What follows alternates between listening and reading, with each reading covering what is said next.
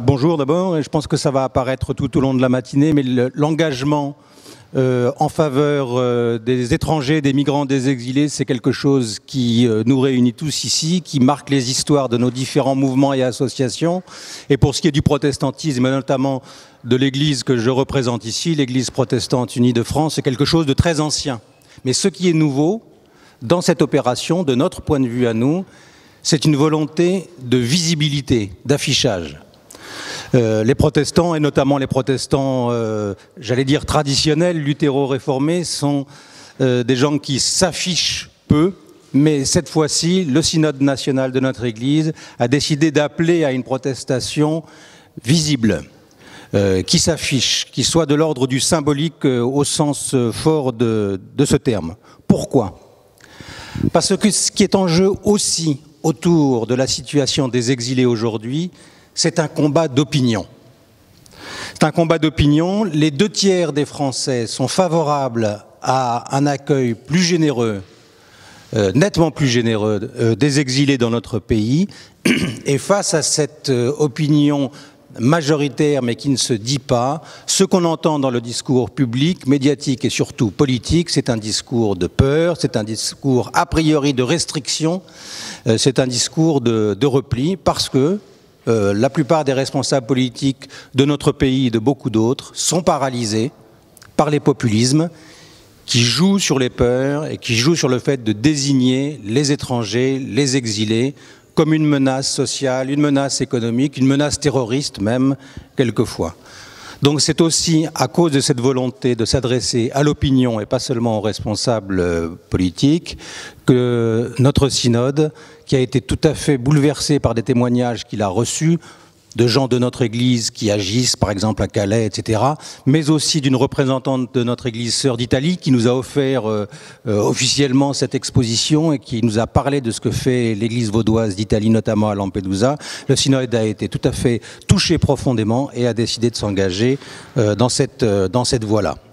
Le message que nous voulons porter est extrêmement simple.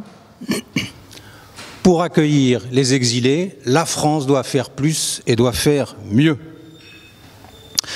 C'est un message parfaitement laïque. Nous avons bien sûr un enracinement biblique, théologique, spirituel pour porter ce message, mais c'est un message qui s'énonce de manière tout à fait laïque, en faisant appel, comme le visuel le montre, aux principes fondateurs de la République, aux obligations juridiques de protection qui sont les siennes, et qui est recevable quelle que soit la tradition, la conviction, l'itinéraire de chacun, puisque c'est un message d'accueil d'abord. Pas d'accueil seulement, l'accueil ne résout pas tous les problèmes, mais d'accueil d'abord. Devant cette situation d'émigration, pour de multiples raisons, toujours entrecroisées, qui sera une question de plus en plus présente dans notre société, il faut d'abord réfléchir dans le temps long, et pas simplement par à-coup, et il faut réfléchir avec cette préoccupation de l'accueil d'abord.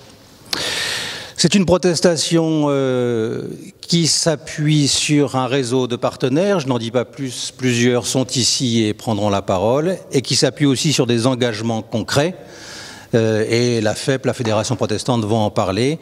Ce n'est pas des mots en l'air, mais des centaines de paroisses de notre Église ont rejoint ou créé des collectifs pour accueillir effectivement des exilés, des personnes individuelles, des familles. Et c'est aussi cela qui légitime une prise de parole qui veut s'adresser bien au-delà des personnes déjà convaincues dans nos églises, dans nos mouvements, dans nos associations. Je termine en rappelant une échéance propre au protestantisme et dont on entendra parler très largement. En 2017, on va fêter les 500 ans de la Réforme. Et dans notre Église, dans cette perspective, nous nous interrogeons sur ces convictions qui nous portent depuis 500 ans et que nous devons toujours reformuler pour qu'elles soient pertinentes aujourd'hui. Et une des questions que nous nous posons dans cette perspective, en reprenant un verbe cher au protestantisme, c'est « à quoi faut-il résister aujourd'hui ?» C'est un verbe phare un peu du protestantisme français. À quoi faut-il résister aujourd'hui? Eh bien, au fond, ici, ce matin, nous sommes tout à fait dans cette ligne-là. Résister aux peurs, résister au simplisme, résister à l'idéalisme débridé aussi, résister surtout à l'égoïsme, résister en accueillant ceux qui fuient pour sauver leur vie, pour sauver leur dignité, pour sauver leur liberté, et résister en agissant au-delà d'une opération comme celle-là, en amont, pour la justice et pour la paix. Vous êtes la présidente de l'association Coexister. Une démarche interconvictionnelle et interreligieuse, ça fait partie de votre ADN associatif. Quel sens prend cet accueil des exilés dans votre mouvement? Alors, à Coexister, on a l'habitude d'essayer de ne pas se positionner tout de suite, de se poser des questions et de voir par rapport à notre expérience de terrain, par rapport à notre expérience empirique, quelles sont les propositions et quels sont nos avis sur des questions de société, sur différentes choses de la société. À Coexister, donc on est un mouvement interconvictionnel, on est des jeunes de 15 à 35 ans, juifs, chrétiens, musulmans, athées, agnostiques. Et il semblerait que cette question des exilés, cette question de l'accueil, soit une question très ancrée et très importante pour la plupart de nos jeunes. Alors pourquoi? Pour plusieurs raisons, et je pense pour deux aspects de notre mouvement. D'abord l'aspect jeune, puisque beaucoup de jeunes au sein de Coexister ont l'impression qu'on ne prend pas en compte l'avis des jeunes qui veulent accueillir, qui veulent se positionner et qui veulent justement être contre ce qui se passe en ce moment dans l'accueil des réfugiés, dans l'accueil des exilés, et qui ont l'impression qu'on prend des décisions pour eux sans qu'ils en soient forcément d'accord, alors même qu'ils essayent de construire une société plus unie, plurielle et accueillante. Et le deuxième volet, enfin le deuxième aspect de Coexister qui fait qu'on a voulu justement s'engager sur cette question-là, c'est l'interconvictionnalité. L'interconvictionnalité, on essaye d'essayer à la fois de célébrer nos différences et de célébrer notre diversité, mais également de trouver un socle commun. Donc le socle commun classique, je dirais, c'est les valeurs de la République, les valeurs qui nous réunissent tous et toutes au sein de Coexister, mais également la question de s'engager sur des thèmes de société. On se rend compte qu'on est finalement d'accord souvent sur ça, puisqu'on n'est pas d'accord sur nos convictions, mais en revanche on est d'accord pour l'intérêt général, pour diverses actions de solidarité.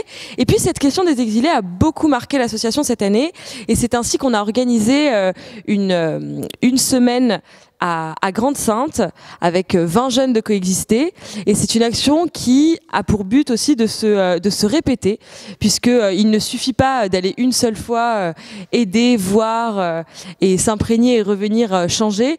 Il faut le faire sur la durée, il faut continuer à le faire, et c'est ce que Coexister a décidé de faire. Donc je remercie Monsieur Schlumberger de nous avoir invités, de nous avoir mis dans cet engouement pour l'accueil. Et ce qui est extrêmement important, et je terminerai là-dessus. Le dernier point que je voulais aborder, c'est cette question de l'accueil d'abord, donc pour l'accueil, parce qu'à Coexister, on est résolument engagé, pour ne pas dire qu'on est anti-politicien, anti-extrémisme, mais on est surtout pour. On essaye de clamer, de déclamer des messages pour l'accueil, pour accepter, pour la reconnaissance mutuelle, pour la solidarité, pour l'aide et pour la diversité. C'est ce qu'on essaye de faire passer comme message à Coexister.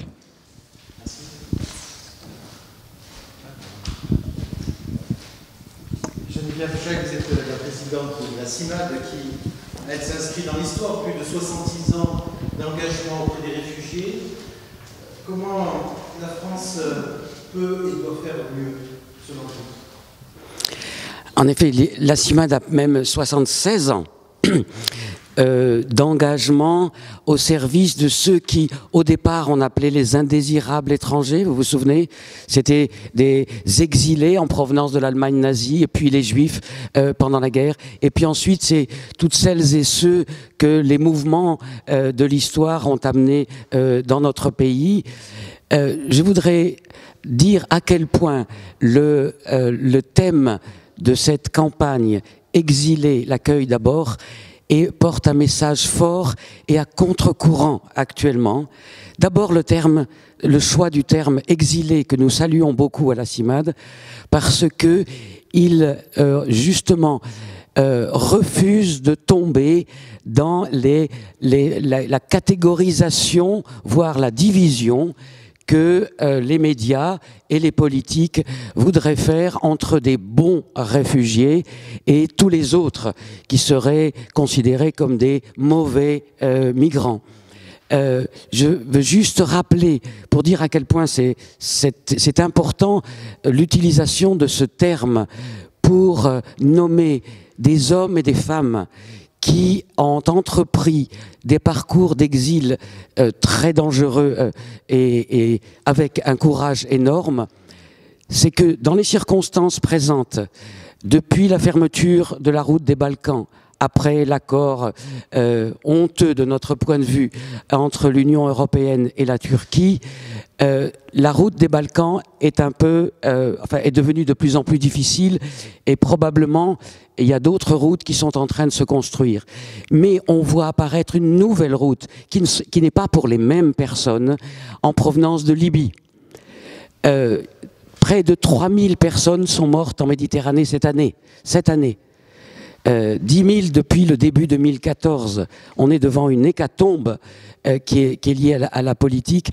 Et ceux qui se trouvent sur ces chemins d'exil ont tous en commun de fuir différentes formes de violence, que ce soit des violences de la guerre, bien sûr, mais aussi des violences économiques. Ce qui arrive actuellement par la Méditerranée à partir de la Libye, ce sont des Soudanais, ce sont des Érythréens, mais ce sont aussi des Maliens, des Nigérians, etc. Et donc, il ne faut pas qu'on ait dans cette idée qu'il n'y a que le seul drame de la Syrie qui va et qui amène des personnes dans notre pays. Donc c'est très important d'avoir cette image globale de personnes en exil et qui viennent chercher dans notre pays une terre où se reconstruire pendant leur période d'exil. C'est ça la réalité. Et ensuite dire l'accueil d'abord, c'est un message très fort aussi, parce que depuis des décennies, les politiques migratoires, c'est la protection d'abord, c'est le contrôle d'abord, la mise à l'écart d'abord, réduire autant que possible les arrivées de personnes étrangères et avec cette idée que, voilà, quand même c'est un problème. Les étrangers parmi nous, c'est soit une menace, soit un problème. Et ce que nous vivons à la CIMAD et dans un local qui est juste à côté, une permanence qui se tient ici, c'est d'abord l'accueil de personnes telles qu'elles sont, comme des personnes humaines qui arrivent avec leur bagage d'histoire, souvent très douloureux, différents, variés.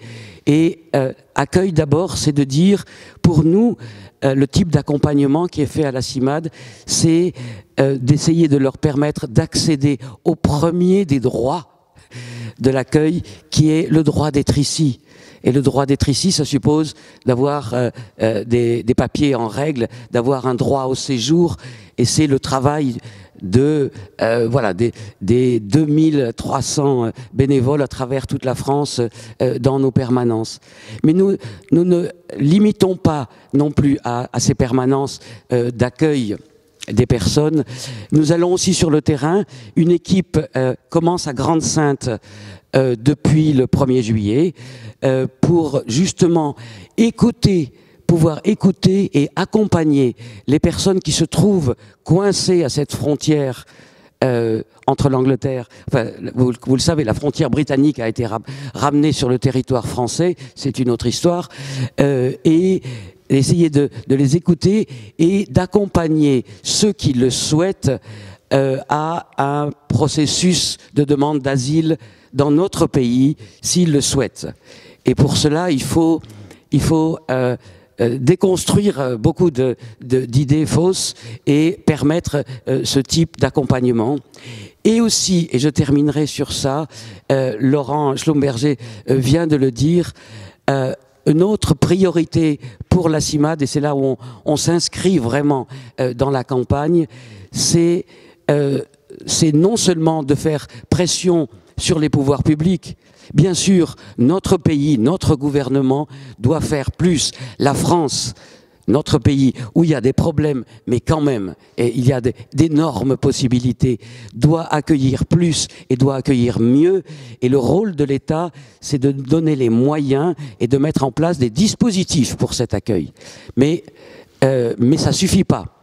Parce que la qualité de l'accueil, c'est aussi la qualité du regard que la société porte sur l'étranger qui arrive.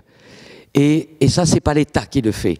Ça, c'est le rôle de la société civile, des chrétiens en particulier, et ils devraient être particulièrement interpellés, et tous ceux qui croient, pour que le regard puisse changer et pour que la peur fasse place à d'abord l'intérêt pour ces personnes, la rencontre, et puis de la rencontre naît souvent l'empathie, et c'est à partir de là que des possibilités de vraies rencontres sont possibles. Donc vraiment, je pense que cette campagne, par son thème et par le moment où elle se situe, est vraiment pour la CIMAD d'une importance considérable.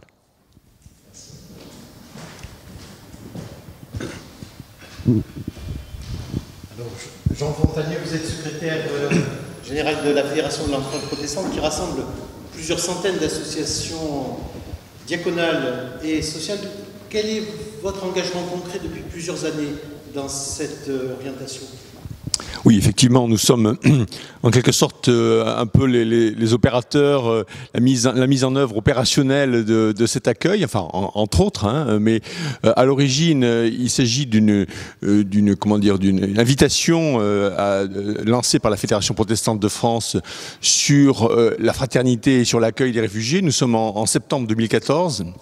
Et là, il y a un appel général qui est lancé, et la FEP, en quelque sorte, prend en charge cette espèce de coordination de l'accueil des personnes. Et donc, à partir de cette origine, nous avons nous avons essayé de mobiliser les associations, mais aussi la société civile, faire en sorte que tout le monde s'engage autour de cette question. Alors, les associations se sont engagées, et les collectifs se sont créés. Hein. Ici, par exemple, à Batignolles, il y a particulièrement un engagement fort de cette paroisse, avec un collectif actif qui s'est mobilisé et qui se mobilise sur cette question.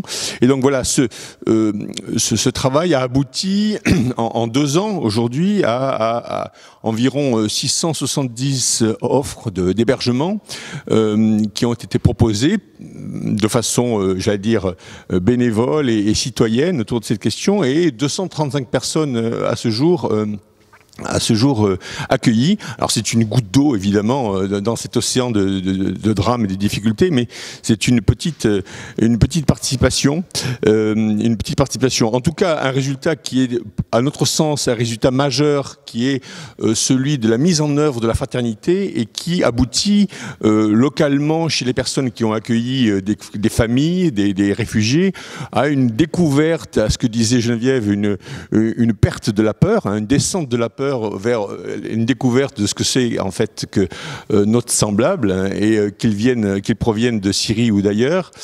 Finalement, ce ne sont pas des gens si dangereux ni si différents de nous. Et donc cette découverte de la fraternité, et demain, à la fois continuer ce plaidoyer, il est de plusieurs niveaux.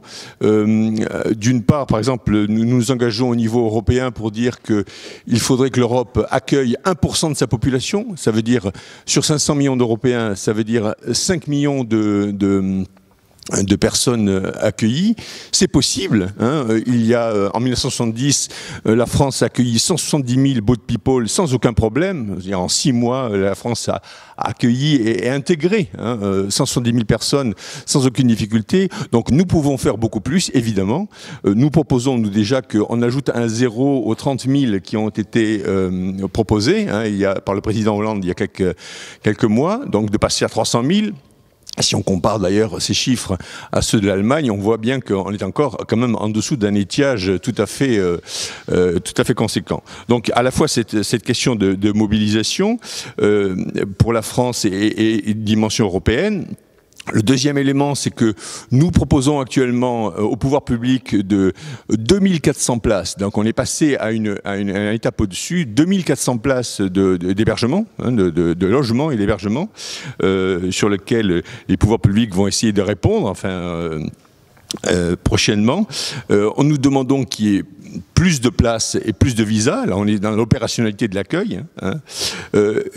Troisième élément, nous portons avec la Fédération protestante de France une option d'ouverture de corridors humanitaires.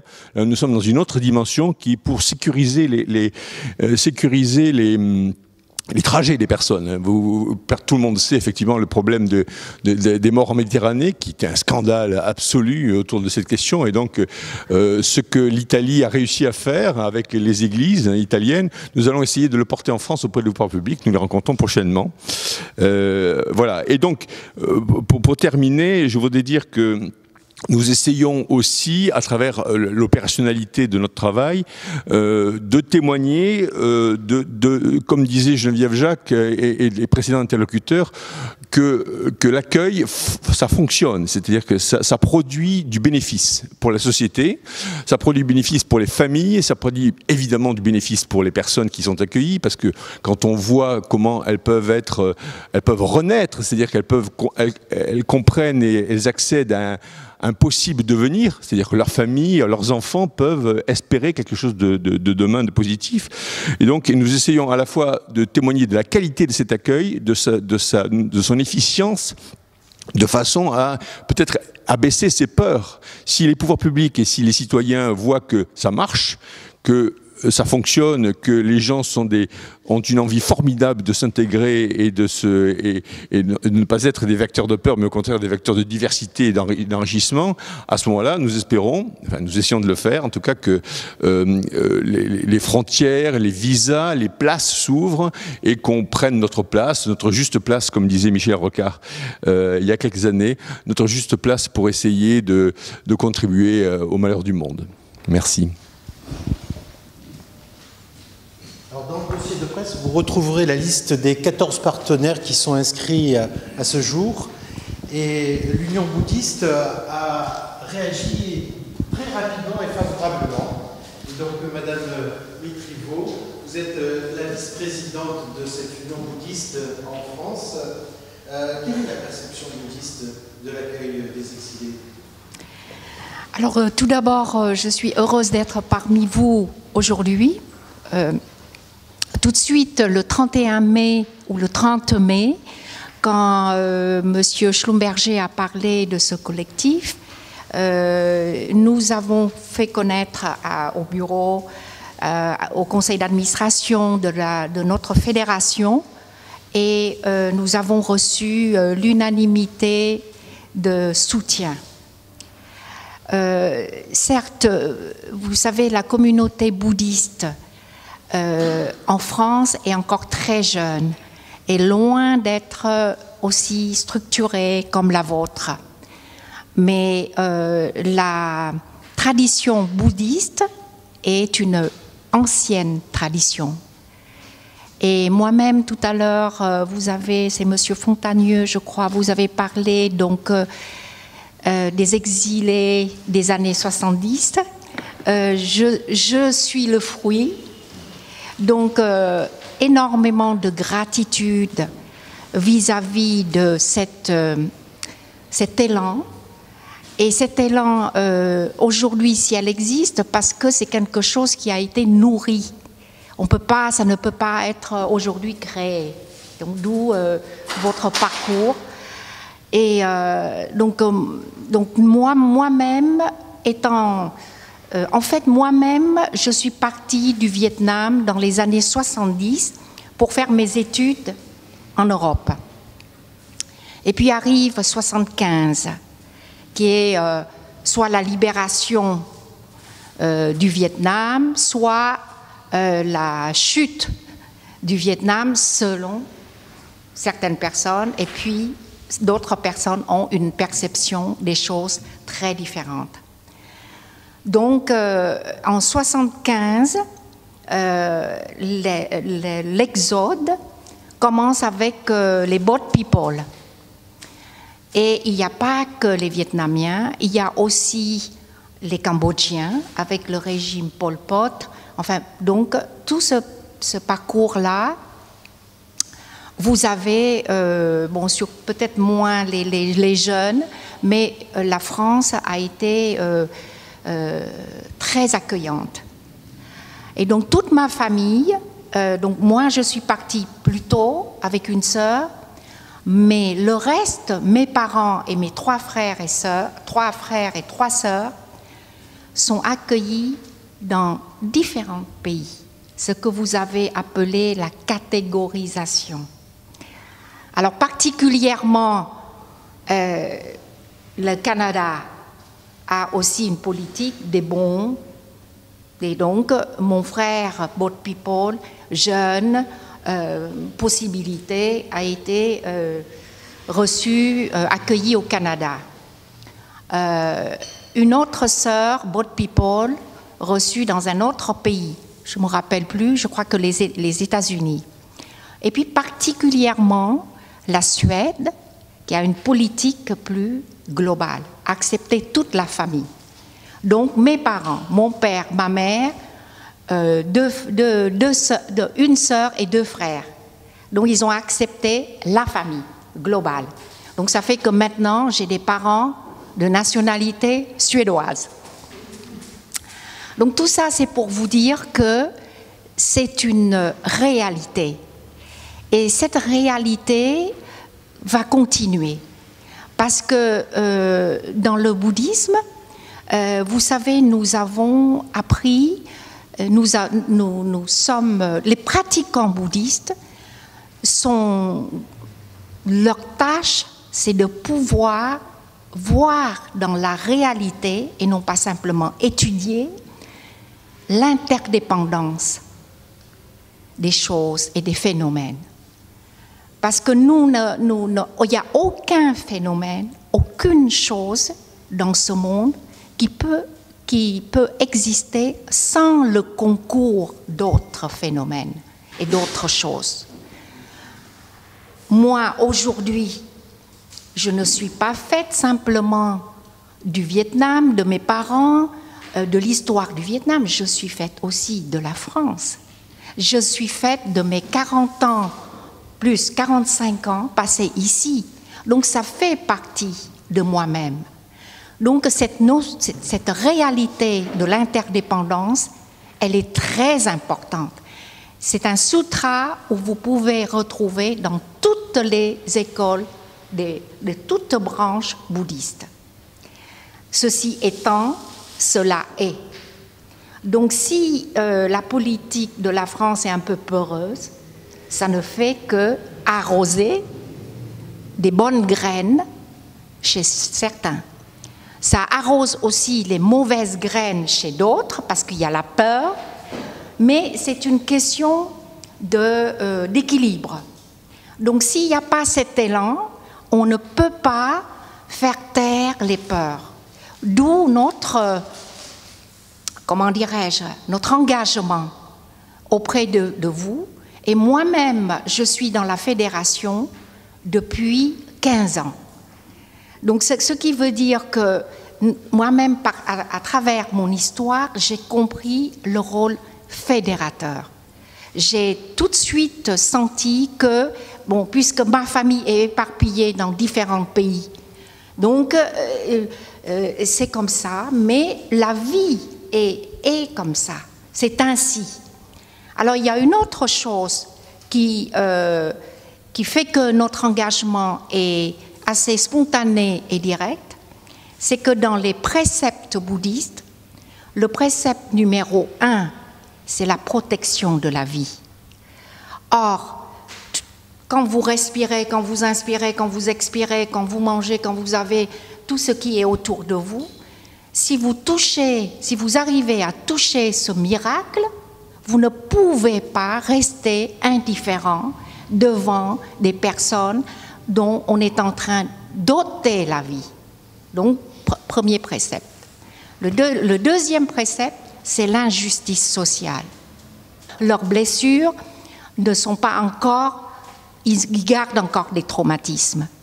Et j'ai rencontré des Vietnamiens qui sont un peu peur, qui nous disent « Oui, mais si on fait rentrer il y a aussi des terroristes dedans. » Donc vous voyez, c'est une réalité. Et on ne peut pas ignorer. Mais il faut être conscient et continuer à arroser tout ce qui est... l'être humain est très complexe. Il est possible de faire beaucoup de choses mauvaises, mais il est possible aussi de faire beaucoup, beaucoup de bonnes choses. Et merci.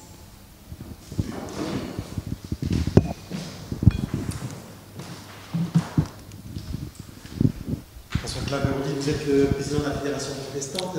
La dernière assemblée 2016 de la Fédération a aussi alerté sur le drame des exilés par une recommandation. Quel est l'engagement du protestantisme de la Fédération pour cette protestation publique et médiatique? Merci. J'aimerais faire une brève mise en perspective et puis un rappel et puis enfin vous donner une information. La mise en perspective, elle est assez simple et elle donnera, je pense, un peu de profondeur à cette campagne à laquelle évidemment la Fédération protestante s'associe.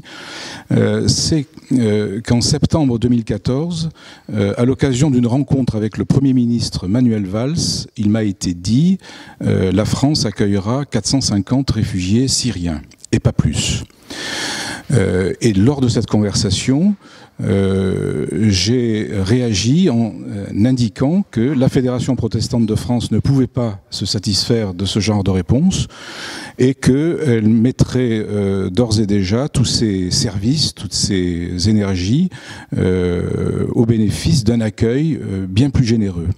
Et ça a été le déclenchement de cette prise de conscience que le protestantisme pouvait se mettre au travail sur l'accueil des étrangers, des exilés venant du Proche-Orient. Et c'est ainsi que nous avons pris contact avec la Fédération de l'entraide protestante. Jean Fontagneux y a fait référence tout à l'heure. Ça, c'est la première, si vous voulez, la première mise en perspective très, très singulière, très, très particulière, qui démarre avec cette rencontre. Et la deuxième, c'est tout récemment, une rencontre avec le ministre de l'Intérieur, Bernard Cazeneuve, qui donc nous fait part de cet engagement de la France d'accueillir 30 000 réfugiés sur 2 ans, un engagement qui sera tenu certainement sur la durée, mais qui évidemment est bien en deçà de ce que la France peut faire et doit faire. Et vous comprenez qu'entre septembre 2014 et juillet 2016, il s'est passé beaucoup de choses. Il s'est passé aussi tout ce que Geneviève Jacques a évoqué, ces drames des passages dans la Méditerranée, ces centaines de morts, ces milliers de morts sur les routes de l'exil ou sur les chemins de l'exil. Ce que je voulais dire comme rappel, c'est que par l'action des églises et des œuvres de la Fédération protestante, même si c'est de l'ordre du symbolique, nous sommes là. Nous sommes là et nous resterons vigilants. Nous serons évidemment en collectif, nous sommes interdépendants, comme vous dites, nous sommes les uns avec les autres. Et cette campagne Exiler l'accueil d'abord, qui est une espèce de suscription à la devise républicaine, liberté, égalité, fraternité, indique bien qu'il ne s'agit pas d'une affaire protestante seulement, mais bien d'une affaire républicaine.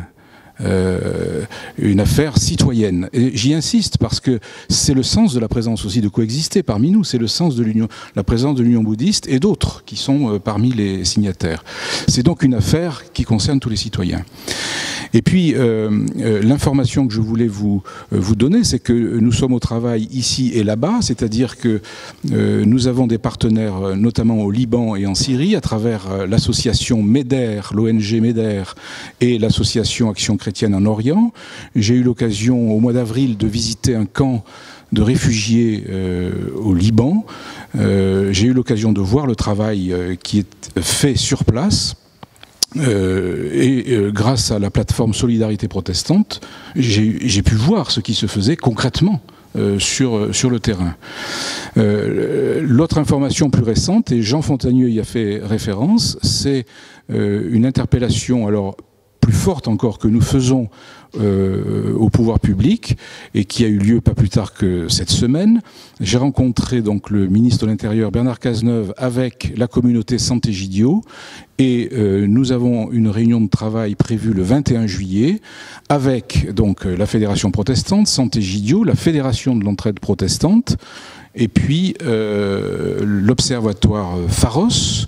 Et nous essaierons de mettre en œuvre ce que j'ai vu aussi à Rome il y a une semaine, ces fameux couloirs humanitaires. Alors un système très technique, très précis, mais opératoire, où un certain nombre de personnes vont désigner des exilés qui sont dans une situation de vulnérabilité, donc c'est pas n'importe qui sont dans une situation de vulnérabilité, des enfants sans parents, des personnes âgées, des personnes malades et qui ont besoin de soins, qui seront donc confiés à l'administration à partir d'un dossier effectué par ces personnes et qui pourront être, moyennant une action de l'ambassade, exfiltrés vers la France. C'est l'objet de cette rencontre du 21 juillet. Si le gouvernement accepte d'entrer dans cette perspective, et rien n'est sûr pour l'instant, nous aurons fait un petit pas de plus dans cette prise de conscience. Merci. Merci d'avoir vous être plié à l'exercice concis de ne pas dépasser les 30 minutes. La parole est à qui veut pour poser des questions dans un premier temps, puis après on le fera de manière plus informelle.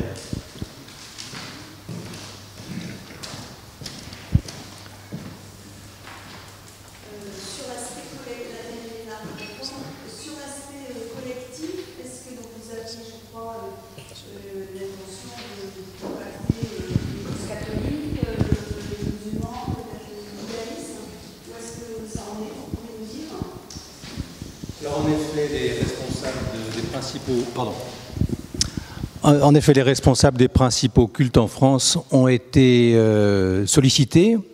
L'Union bouddhiste donc a répondu tout de suite. Et pour ce qui est des autres cultes, il y a eu un intérêt très net qui a été manifesté, mais qui ne s'est pas traduit par des initiatives.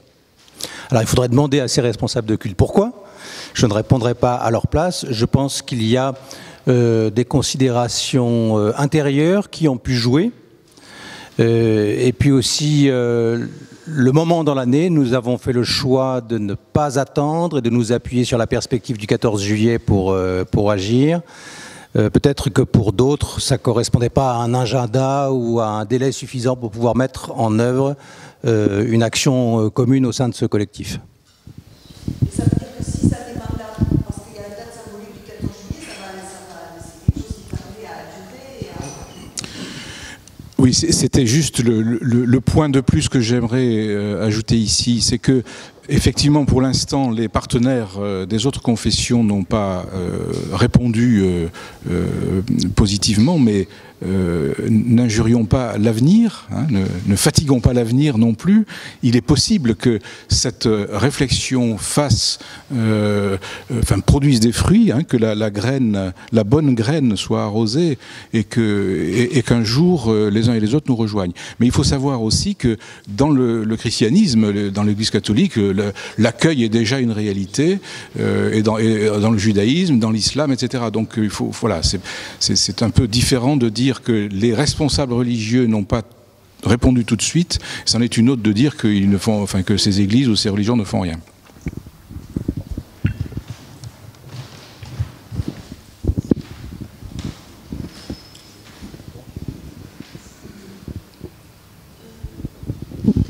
Continue. Moi, je suis sur la paroisse de Sèvres. On a créé un petit groupe et on a réussi, ça y est, à accueillir une famille qui est arrivée il y a un mois du nord de la Syrie. Donc ça avait démarré, on s'était mobilisé en septembre et la mairie avait pris contact avec la préfecture et pendant des mois, il n'y avait personne. Parce qu'on sentait bien que la préfecture, c'était là que ça bloquait. Donc on a dit, ou bien on arrête, ou bien vous trouvez une famille. Et la mairie a accepté de se tourner vers l'œuvre d'Orient. Et la famille est arrivée très rapidement. Comment pouvez-vous agir, faire du plaidoyer sur cette question administrative, des visas, des blocages au niveau des préfectures ?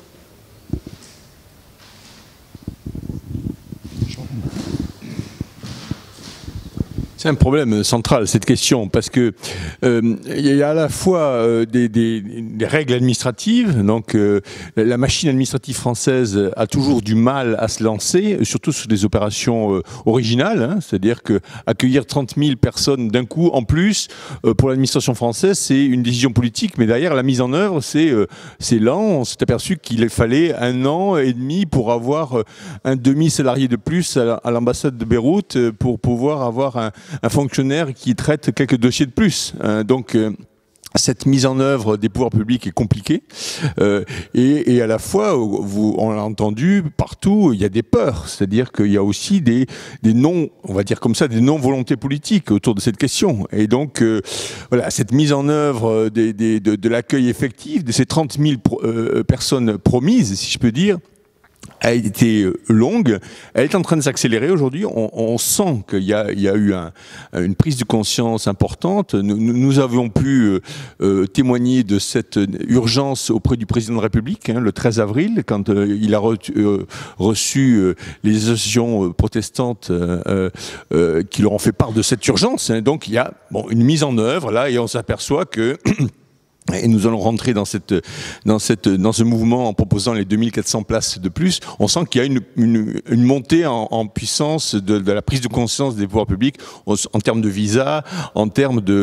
d'accueil, de places, etc., et de financement. C'est pas suffisant, tout le monde l'a dit ici, et il faut continuer à faire la pression. Nous, notre option, c'est toujours entre deux, c'est-à-dire il faut à la fois porter un plaidoyer, dire non, ça suffit pas, c'est pas bien, et à la fois coopérer avec les pouvoirs publics, parce que on ne peut pas être simplement dans une phase de dénonciation, mais aussi il faut comprendre, il faut être dans une forme pas de compromis, mais en tout cas de compréhension de ce qui se passe dans l'administration pour pouvoir avancer. Et vous en témoignez, hein, c'est-à-dire que si vous avez eu votre famille de Syriens, c'est que les choses se sont débloquées, pas suffisamment, jamais autant qu'il faudrait, mais voilà, on essaie de porter cette tension. Je crois que c'est un excellent exemple du cercle vicieux dans lequel tout un pays peut s'enfermer, cette question de l'accueil. J'en parlais hier avec des hauts fonctionnaires du ministère des Affaires étrangères et de l'Intérieur, qui disaient en même temps qu'il y avait d'un côté ce manque de savoir-faire dans les administrations, et qu'en même temps, du côté politique, eux-mêmes sentaient un flottement, une hésitation liée notamment à des échéances électorales, et que du coup, eux-mêmes, responsables des directions administratives, ne savaient pas sur quel pied danser. Et donc, comme ça, on se rend compte que tout un système, en se regardant en chien de faïence un peu, a tendance à mettre le couvercle, à ne pas débloquer des choses, à ne pas avoir de courage d'entreprendre, alors que dans un autre contexte, les choses pourraient s'engager différemment. C'est aussi agir sur ce point-là qui est un des buts de cette campagne. Je voudrais, peut-être, il me semble important de préciser à propos des chiffres, de qui on parle et de combien de personnes on parle. Depuis, j'ai les chiffres là des personnes qui ont demandé l'asile depuis janvier 2016. Donc en 5 mois, 25 000 demandeurs d'asile, 25 000 exilés ont déposé une demande d'asile en France. Qui sont-ils? 1, des Soudanais, 2, des Irakiens, 3, des Syriens, en nombre décroissant. Et donc, ce qu'il faut réussir et bien comprendre, c'est non seulement se préparer à accueillir des personnes qui sont encore sur les bords de la Méditerranée, soit en Grèce, soit en Italie, etc., mais il faut aussi réussir l'accueil de celles qui sont ici. Et ceux qui sont ici actuellement sont... Je vous ai dit deuxièmement, c'était Irak, non c'est Afghan, non c'est Soudanais, Afghans et Syriens.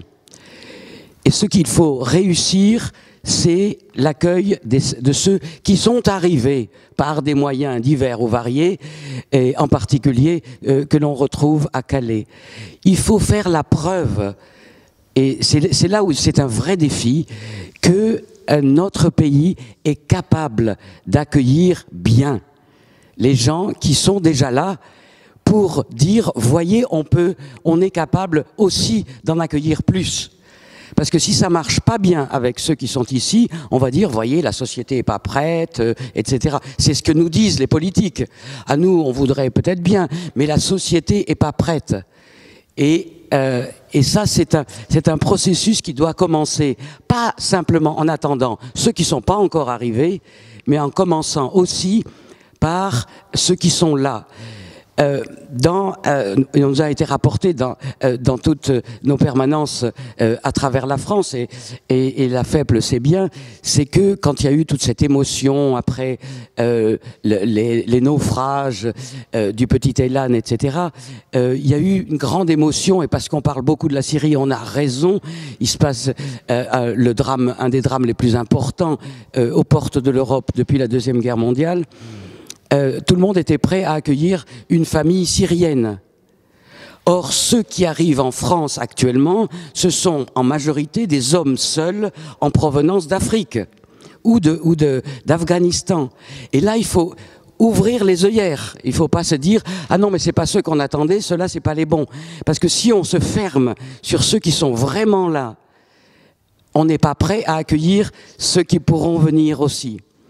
Et ensuite, sur les 30 000 dont parlait Jean, c'est 30 000 qui devaient être relocalisés, donc c'est 30 000 exilés, déjà qui ont mis un pied en Europe, soit en Grèce, soit en Italie. Et sur un total de 160 000 que l'Europe devait se répartir, et que vous avez entendu, la Hongrie veut faire un référendum pour dire on n'en veut pas, etc. Donc c'est très très mal parti cette histoire-là de répartition entre les pays européens. Et c'est là où le mot d'ordre de dire la France doit faire plus, même si tous les 28 sont pas d'accord, maintenant on n'en a plus que 27, et de toute façon les Anglais n'étaient pas d'accord, mais même si les autres sont pas d'accord, la France doit faire plus. C'est le mieux de la tradition, c'est la vérité de la tradition française et de ce qui nous fait faire société, c'est-à-dire liberté, égalité, fraternité.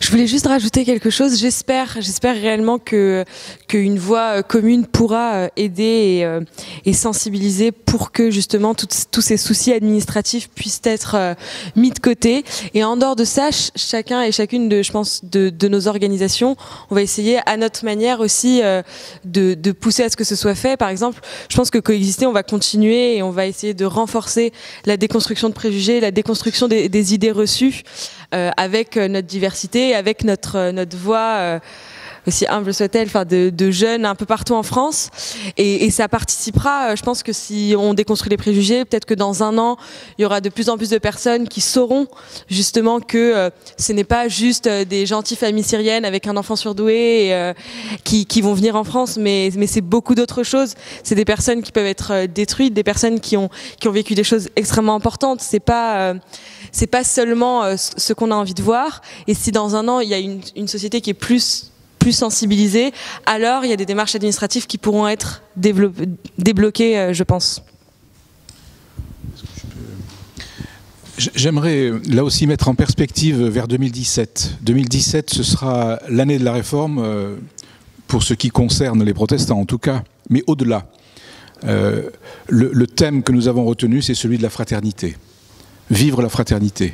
Et il me semble que ce mot fait sens. De la même façon que cette campagne peut faire sens si elle s'adosse à des actions, à des engagements concrets. Et c'est le cas. C'est la raison pour laquelle je crois que cette campagne peut avoir un réel succès, non pas d'estime, mais un réel succès dans les esprits, parce qu'elle s'adosse à du réel, à de l'engagement qui est déjà là. Et j'aimerais poursuivre ce que dit Geneviève sur l'expérience de l'accueil. Vous savez que l'expérience de l'accueil, c'est pas une bonne action, mais c'est la transformation de la société d'aujourd'hui en société de demain. C'est-à-dire qu'on fabrique la société de demain. On fabrique, comme vous l'avez dit très bien, on fabrique ce qui va se vivre demain avec l'autre différent, qui est porteur des mêmes valeurs de liberté, d'égalité et de fraternité. Moi, je trouve que ça, c'est la meilleure justification de l'exilé, l'accueil d'abord, tel que cette campagne le promeut.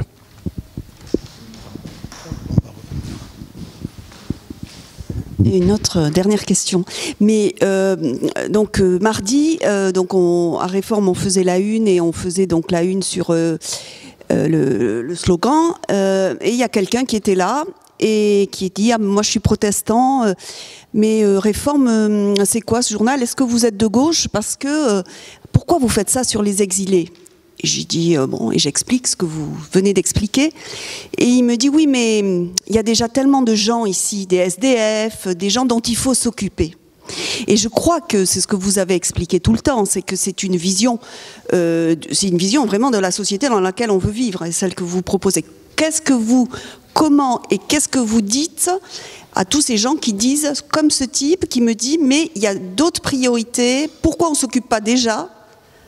Alors moi je dis, ben, les églises protestantes s'en occupent déjà, mais parce que moi je pense qu'au cœur de tout ce que vous venez de dire, il y a ça.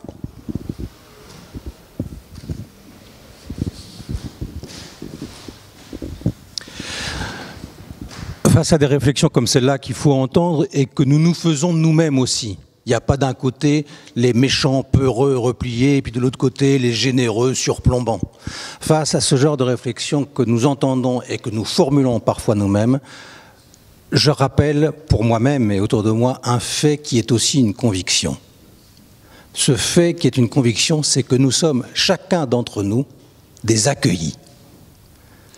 Le petit homme, s'il n'est pas longuement, durablement, attentivement accueilli, ne vit pas. Il est un des seuls êtres vivants à être dans cette situation-là, et il est le seul à avoir besoin d'un tel accueil pour simplement vivre, grandir, devenir. Si moi-même, je n'avais pas été accueilli dans ce monde, je ne serais pas là pour répondre à votre question. Ce fait est aussi une conviction, parce que la foi chrétienne, je parle de la foi qui m'habite, la foi chrétienne peut être tout entière vue comme une hospitalité. À travers toutes les Écritures, les Écritures bibliques, nous sont donnés des récits de personnages qui sont déracinés, qui bougent, qui sont en exode, qui sont en exil, qui traversent les langues, les cultures, la mort même. Et nous sommes, en lisant la Bible, invités à nous comprendre comme étant des accueillis.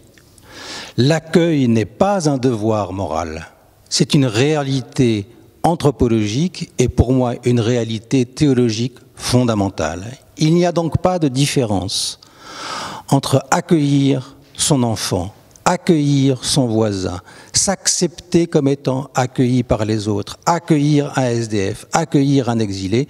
Nous sommes là à la racine de ce qui nous fait humains et, pour moi, de ce qui nous fait croyants. Pour répondre juste une question sur cette question on entend hein, cette question de il faut s'occuper des SDF français entre guillemets davantage aux Syriens qu'on ne connaît pas. Nous répondons que l'accueil inconditionnel, ça c'est le fondement, c'est la base de notre ADN chez nous, c'est-à-dire qu'il faut s'occuper de ceci et de cela. C'est-à-dire que nous ne pouvons pas simplement dire il y a des bons pauvres et des mauvais pauvres. Nous sommes tous dans cette compréhension. Et le deuxième point que je voudrais ajouter, c'est que la France s'est construite sur l'exil, à partir de l'exil, c'est-à-dire nous sommes tous des étrangers, c'est-à-dire la France s'est construite à partir d'un flux historique de migrants. Et c'est comme ça que dans notre différence, nous constituons ce fameux terreau français qui a l'air comme ça unique, mais en fait qui construit à partir de grands exils et de grandes migrations depuis l'aube des temps. Donc c'est vraiment le fondement, et nous serions contre notre ADN, nous agirions contre notre ADN que de refuser les étrangers.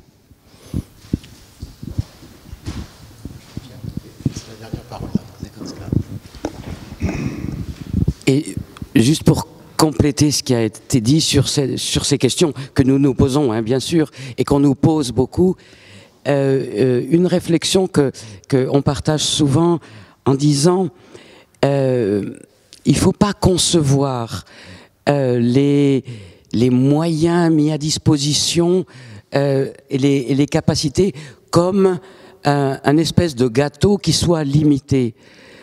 Et on se dit, il n'y a qu'un gâteau, si on le coupe en plus de parts, moi j'en aurai moins. C'est ça un petit peu la perception. Mais c'est de dire que la société, ses capacités s'agrandit et s'élargit. C'est vrai qu'à l'arrivée de personnes nouvelles, quand on ouvre ses portes, c'est vrai qu'il y a des coûts supplémentaires, qu'il y a un investissement supplémentaire pendant quelques années, parce qu'il faut héberger, il faut qu'il y ait des cours de langue, il faut bien sûr un accompagnement au départ. Mais ensuite, il ne s'agit pas de victimes passives. Ensuite, nous accueillons des gens qui apportent à cette société.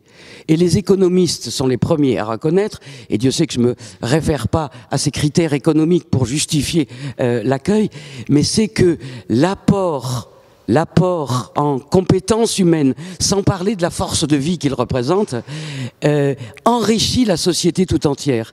Et pour terminer sur le thème hospitalité, qui est un des grands thèmes de la CIMAD,